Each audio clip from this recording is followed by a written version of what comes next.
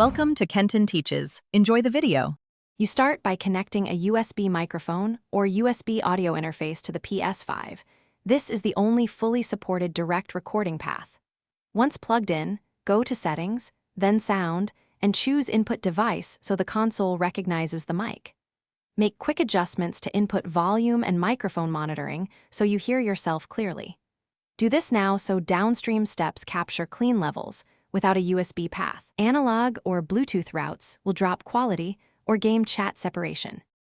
Once the mic is selected, you must set how audio is captured. In sound settings, choose an output device, TV or USB headphones, and set the chat audio mix so voice is prioritized. Enable include microphone in broadcasts if you plan to record via the PS5 recorder or stream. Then record a short test clip or broadcast privately and listen. If your voice distorts, reduce mic gain or game volume. These steps balance game, sound versus voice to produce a clean final file. To finalize, press the Create button and start recording with your configured mic. Stop and save to the media gallery when done. Export files by copying to a USB drive or use Remote Play/Share to transfer to a PC for editing, since PS5 editor is limited.